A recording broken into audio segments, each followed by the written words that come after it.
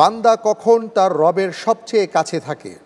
ক, গোপনে দানরত অবস্থায়, খ, রুকুরত অবস্থায়, গ, সিজদারত অবস্থায়, ঘ, তাওয়াফরত অবস্থায়।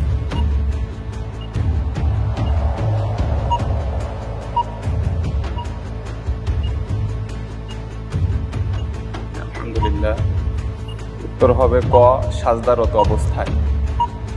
সিজদারত অবস্থায় বান্দা তার রবের কাছে সবচেয়ে থাকে। নিকটবর্তী থাকে। লক করে দেয়া হোক গ।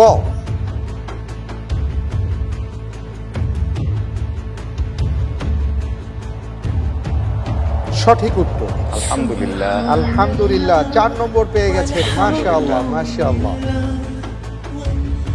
আমরা জানি যে একজন বান্দা যখন সালাতের মধ্যে সিজদারত অবস্থায় থাকে তখন তিনি সবচেয়ে নিকট। আল্লাহর কাছে থাকেন, কারণ আল্লাহ তাআলা বলেছেন ফাসজুদ ওয়াকতারিব, সূরা আলাকের সর্বশেষ অংশ।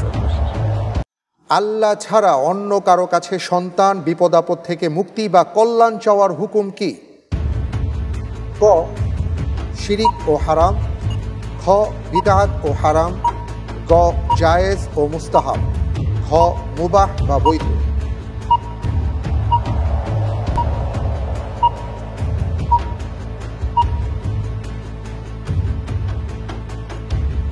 জি আলহামদুলিল্লাহ, উত্তর হবে ক, শিরক ও হারাম। লক করে দেওয়া হোক ক, শিরক ও হারাম।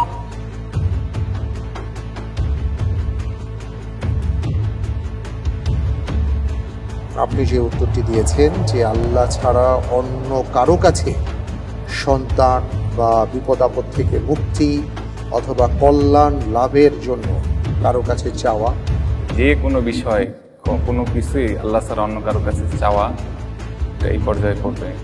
শিরক ও হারাম আপনি হারামের বলছেন। পর্যায়ে পড়বে। আপনার উত্তরটি সঠিক হয়েছে। আলহামদুলিল্লাহ। জান্নাতি নারী পুরুষ সবাই কত বছর বয়সী হবেন? ক, 30 থেকে 35 বছর, খ, 30 থেকে 33 বছর, গ, 35 থেকে 40 বছর, ঘ, 33 থেকে 35 বছর। যারা জান্নাতে যাবেন নারী পুরুষ তাদের বয়স কত বছর হবে বা কত বছর বয়সী তারা হবে? আর মাত্র কয়েক সেকেন্ড আছে, আপনাকে লক করে দিতে হবে। জি ইনশাআল্লাহ, আল্লাহ তাআলার উপর ভরসা রেখে বলছে উত্তর হবে খ, 30 থেকে 33 বছর। খ, লক করে দেওয়া হোক। আরেকটু হলেই কিন্তু ফসকে যেত। ঠিক আছে, আপনি বলেছেন 30 থেকে 33 বছর। আপনার উত্তরটি সালমান আমিন ভাই সঠিক হয়েছে। আলহামদুলিল্লাহ।